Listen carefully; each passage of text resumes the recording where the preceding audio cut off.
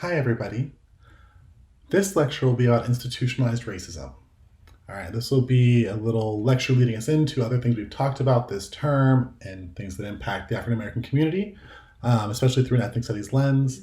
But we'll be looking at this throughout a microcosm of education primarily. All right, the way institutionalized racism, which impacts all facets of society, is kind of built into certain things that maybe we're unaware of. And then we will talk about the big and then zoom in for a little bit with a microcosm of Sacramento itself and how institutionalized racism plays into various parts in the city and the region that we all live in. All right, so we're going to start here real quick. I just want you to watch this clip. It's about a minute long on the video, and then we're going to kind of break you into groups in a minute and see kind of what you're thinking is going on in this video. All right, and with that, we'll get started.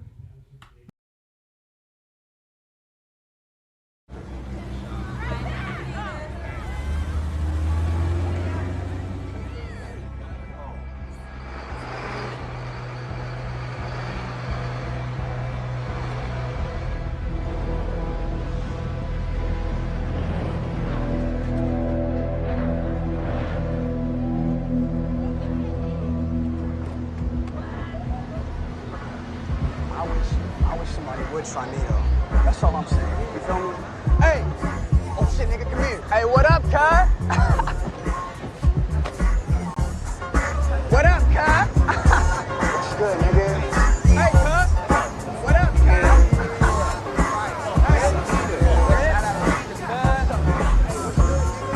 What's up? What's good, nigga?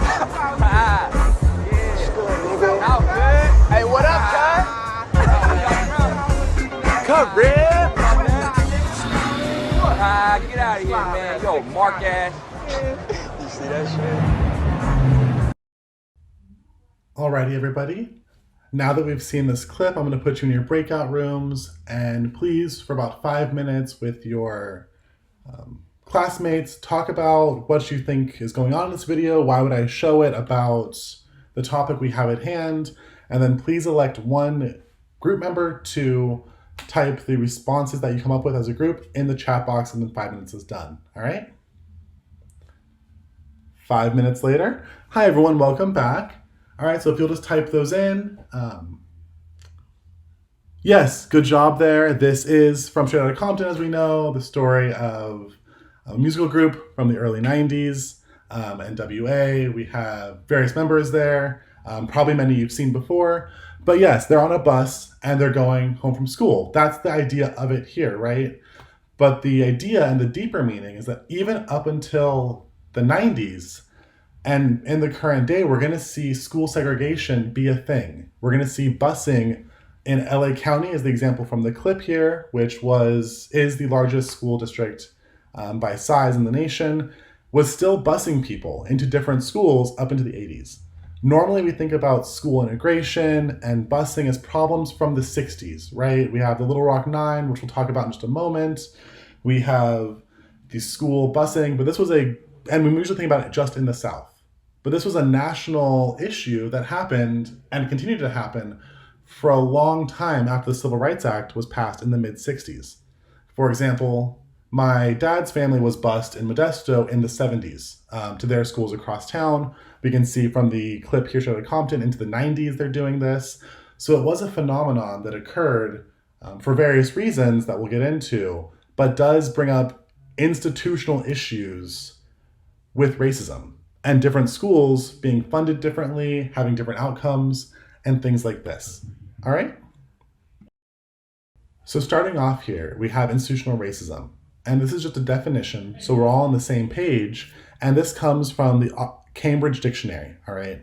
Institutional racism, by definition, are policies, rules, practices, etc., that are a usual part of the way an organization works, also governments can do this, and that result in and support a continued unfair advantage to some people and unfair or harmful treatment of others based on race. All right, there's 3 examples here that you can read if you'd like, but just know that institutional racism and things built into society, things that people might not even realize are there or have been codified into law decades, generations before the present day, that still have ramifications against people, all right? In the US, it is generally non-white peoples that are impacted by these. The purpose of this lecture will be African Americans, as we are in African American studies at the moment. But we'll talk about that, all right? How these things are deeply ingrained into society into ways that people don't even realize are impacting various members of society. All right, just a moment ago when I said that most people view school segregation and busing as an issue of the past, it's because most of the really famous court cases involving this will come from the 50s and 60s. All right, in 1954, Brown v. Board is a Supreme Court case. It started off in some of the smaller districts in Kansas and a few other ones, and a bunch of court cases get lumped up into what is eventually Brown v. Board, which in 1954, the Supreme Court says separate but equal is unconstitutional. All right, it is unfair to differentiate schools based on race. This will undo the court case Plessy versus Ferguson from the late 1800s. All right. However, there was one caveat that the Supreme Court said that allowed the South and others to use this to their advantage. All right. There was a plan to integrate with all deliberate speed. And that's the quote here. All deliberate speed is not a timeline. It says more or less whenever you feel around getting to it, you can. That was a problem for the segregated schools at the time. All right, Little Rock 9 here in Little Rock, Arkansas is going to be one of the most famous cases, but there were scores of cases of the first time interracial student or students integrated these schools. All right, this is all going to be a sign of institutional racism, of separating the races for schools and funding one better than the other. Central High School, where this occurred, was a very well-funded school. It was all white before 1957 when the 9 Little Rock students attend, but it was very well funded. There's a huge pushback to this, all right, by the white population of Little Rock. There are protests, there are complaints, there's violence, so much so that President Dwight D. Eisenhower actually has to call the National Guard to escort these 9 teenagers to their classes, all right. As a result, many of the students tormented and harassed these African-American students, but also by the end of the year, many of the parents pulled their students out of Central High, all right? Only one of the Little Rock 9 graduated from Central High, but at the end, they actually have to close it because there's no enrollment for students. What Little Rock does, the city council and various other private groups, is they fund all of the white students to attend private schools in Little Rock, so they don't have to integrate, all right? So the money that's being used to fund these schools, the public schools at this time, were based on location, as they still are, and that does have a detriment. If property values are lower, there's lower funding going to certain schools, all right? So with this, we're gonna see a case in the 50s where students had to be bussed in across town where they didn't live to go to schools that were better than theirs, that were unfortunately then closed and allowed for the white students to attend other schools. All right. We're going to see a very similar parallel when I start talking about the case study in Sacramento. As most of us live in the Sacramento area, many of us might have been to Land Park. There's a zoo down there. It's a very nice, very spacious park full of old trees. There's lakes, fountains, a zoo. That's how Land Park is described, right? Very large, very prosperous, very affluent. Oak Park, which actually predates Land Park, is very different, all right? And we're going to talk about why. Redlining was a serious issue, which we'll discuss in a later lecture in full depth, but just here talking about institutional racism here, of the creation of this. All right? In the 30s, the Federal Housing Administration during the Great Depression allowed for redlining. What this was a policy built into maps that were deemed undesirable for investment. So at this time, banks would not want to lend loans to mortgages or businesses in these areas because they were not seen as a good positive investment. Per the Federal Housing Administration's lines and laws, most of these neighborhoods were Black or minority owned, all right, minority prominent. The issue was that they were investing in white communities and not African American. We can see this play out in Land Park versus Oak Park. Oak Park is the oldest neighborhood in Sacramento, but it was never covenanted. Covenants are a policy of racial exclusion that dictates, according to the deed, who and who cannot live there. All right. Oak Park, being so old, being built before these policies came into place, never had segregated terms built into their deeds. Land Park did.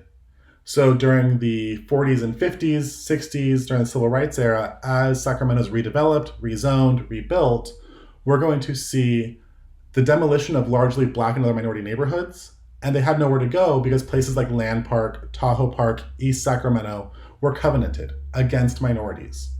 That forces minorities to move into places that aren't, such as Oak Park. So now we have two very distinct neighborhoods that are side by side, separated by a road, that are going to have very different entities. All right. You can see in the middle here is a map. It's from the 40s of Redline Sacramento. On the one side, we have Oak Park, an old sign from the 1800s, and then we have the zoo image. All right. The differences in these is that in Oak Park, the median income is $44,000. In Land Park, just across the road, it's $144,000. All right. There's a huge discrepancy here. And the way I'm bringing this into institutional racism is that most of the schools that are in Land Park are majority Black, despite minorities not living there in large numbers. The reason this happens, this was exposed by Channel 10, they did an expose a few years ago, is that all of the more affluent, predominantly white, upper class students were sent off to private schools and other schools. So many of the students here from Oak Park and adjacent neighborhoods are being bussed in to solve this problem, to fill the student spots here. All right. These students are nearby, but also have to come in across here. But that's the issue we're seeing, is that the neighborhoods that support these very affluent students are not educating them. In the case of Sacramento, they are having students from different neighborhoods bust in to fill these spots. All right. Sign of institutional racism. The schools in Land Park are better. They're better funded than Oak Park here, which is a sign of the way that the school systems just go, according here. But that's one of the issues I want to bring up, is that there's a huge discrepancy and the student profile does not match the demographics of the neighborhoods. All right. That's part of busing, going back to the 60s. This is just a brief little mini lecture going forward here. But I do want you to think more about busing and institutional racism and how these things work based on education, right?